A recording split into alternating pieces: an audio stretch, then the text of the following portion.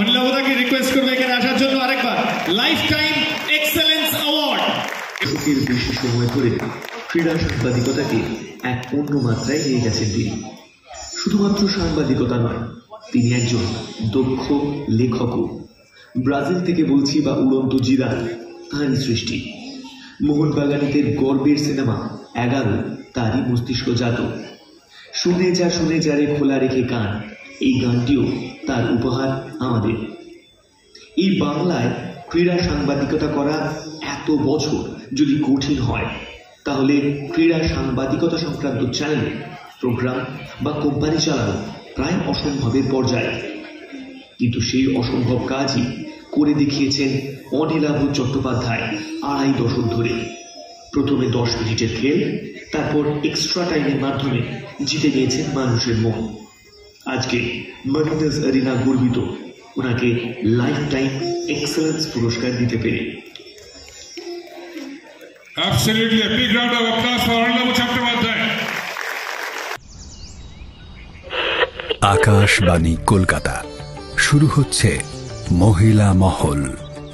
উপস্থাপনা ও প্রযোজনায় বেলা দে। যেভাবে চেষ্টায় পরিশ্রমে একটা এত বড় অর্গানাইজেশন তৈরি করেছে এবং সবসময় সততার পথে থেকেছে এবং নতুন নতুন ক্ষেত্র এক্সপ্লোর করেছে। So he is a fantastic character, Anilav Chattopadhyay.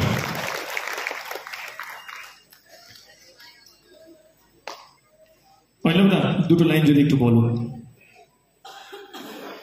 আমি প্রশ্ন করব, সেটা ভালো হয়। জাস্ট প্রথম কথা হচ্ছে যে মেরিনাস এরিনা থেকে লাইফ টাইম অ্যাচিভমেন্ট অ্যাওয়ার্ড, তুই অনেক অ্যাওয়ার্ড পাবি গোটা জীবন অ্যাওয়ার্ডের জন্য, এবং because you are taken that methodic step. এটা কেমন লাগছে এই মুহূর্তটা? দেখো, মানে অ্যাকচুয়ালি তুমি বললে বাড়িতে রান্না টান্না চাপে না, সেরকম আমি বলছি না, কারণ হচ্ছে যে আমার বলা উচিত নয়, কিন্তু আমার বাড়ির সবাই মোহনবাগান এটুকু বলতে পারে। সুতরাং আমি কি সেটা এতগুলো বছরও বলিনি কাউকে, আমি বলবো না কোনোদিন। যতদিন আমি ক্রীড়া সাংবাদিকতার সঙ্গে সামান্যতম জড়িয়ে আছি, এটা আমার বলা উচিত নয়, আমি কোনোদিন বলবো না, ওই নিরপেক্ষতাটা নিয়েই চলবো। কিন্তু ভাবতে ভালো লাগে যে মোহনবাগান ক্লাব, তার সঙ্গে একটা সিনেমা জড়িয়ে আছে যার নাম হচ্ছে 11, এবং মোহনবাগানে বিশ্বাস করুন, যতবার আমি এটা অন্তত বিশ্বাস করি, এমন একটা সময় হয়তো আসবে, এখনই তো খুব একটা মাঠে যাওয়ার সময় পাই না, কিন্তু এমন একটা সময় তো আসবে হয়তো মাঠে সেভাবে যাবো না, বাইরেও বেরোতে পারবো না, বাড়িতে হয়তো শুয়ে বা বসে সময় কাটবে, অবসর জীবন কাটবে। তখনও যখন বাড়ির পাশ দিয়ে ওই ম্যাটাডোরগুলো যাবে, ওই মোহনবাগান সাপোর্টারগুলো যাবে, আর গানটা বাজবে আমাদের সূর্য মেরুন, তখন আমার কোথাও একটা আনন্দ হবে। তৈরি করা গান ইনফ্যাক্ট মনে আছে আমার, যখন আমরা সিনেমাটা করছি তখন আমার মনে হয়েছিল যে একটা যদি শেষে একটা গান রাখা যায়, মোহনবাগানের গান রাখা যায় সামহাও, এবং আমরা করেছিলাম গানটা, যে যখন এন্ড টাইটেল কার্ডটা যাচ্ছে তখন ওই গানটা দিয়ে যাচ্ছে, সেটা একটা আমার কাছে বড় পাওনা। ইস্ট বেঙ্গলের জন্য গান আমরা সে সময় করেছিলাম একটা, যখন 10 মিনিটে খেলেছিলাম।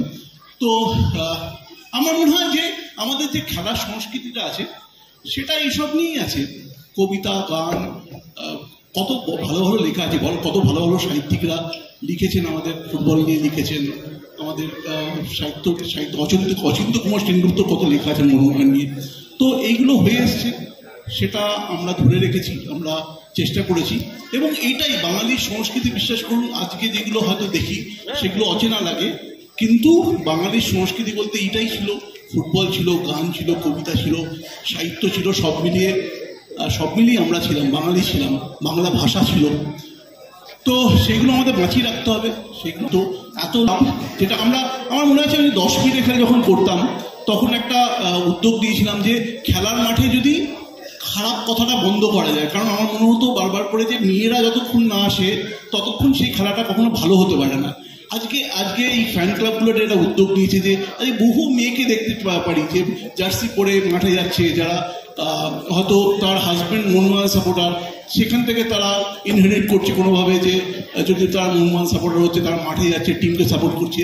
তারা যদি একটা খারাপভাবে, বা আমাদের ফুটবলের যদি বিজ্ঞাপনটা এরকম হয় যে 4টে গাড়ি যাচ্ছে, ভালো গাড়ি যাচ্ছে, ভালো ছেলেমেয়েরা যাচ্ছে, ভালো ফ্যামিলির লোকেরা যাচ্ছে, আর পাশের ম্যাটার রোড থেকে শুনতে শুনতে যাচ্ছে 4টে বাজে শব্দ বা অশ্লীল ইঙ্গিত, সেটা কখনো আমাদের ফুটবলের জন্য ভালো বিজ্ঞাপন নয়।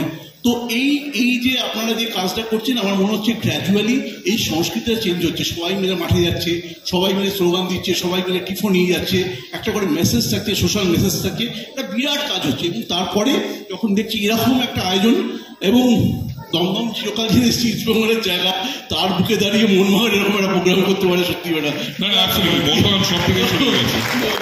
একদম পেনাল্টি বক্সে গিয়ে মোটামুটি খেলা হচ্ছে, মোটামুটি দেখলাম যেটা। তো যাই হোক, অনেক ধন্যবাদ। কৌস্তভকে আমি অনেক দিন ধরে চিনি, মানে ইনফ্যাক্ট ইন্ডাস্ট্রিটা হওয়ার আগে থেকে চিনি, অঙ্কুরকে চিনি।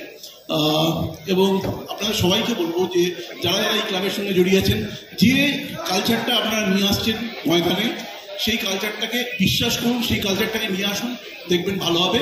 একটা ছোট্ট একটা ঘোষণা করতে চাই, আপনারা অনেক দিনের সাথী, আমি মনে করি, আমি যারা খেলার মাঠে এতদিনের সাথী আপনারা সবাই। আমি একটা ছোট্ট সিনেমা করেছি, যেটিও খেলার সিনেমা নয়, আমি একটা বেলা বলে একটা সিনেমা করেছি। সেটা হচ্ছে, আপনারা যারা জানেন, হয়তো পুরোনো দিনের মানুষ, তারা জানেন যে রেডিওতে মহিলা মহল বলে একটা অনুষ্ঠান হতো। সেই মহিলা মহলের প্রাণপুরুষ ছিলেন যে বেলা দে।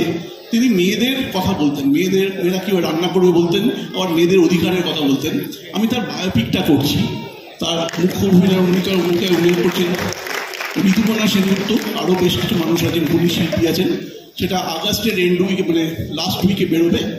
আপনারা সবাই যাবেন, আমার একটা ছোট্ট অনুরোধ রইল আপনাদের সবার কাছে, কারণ আপনারাই হচ্ছেন আমার আসল জন, আপন জন। কারণ হচ্ছে যে আমি তো চলচ্চিত্র জগতের লোক নই, সেখানে যত লোককে বলতে পারবো তার চেয়ে বেশি আমার মনে হয় যে আমি অনেক বেশি আবদার আপনাদের কাছে করতে পারবো। তাই thank you so much. Extra time.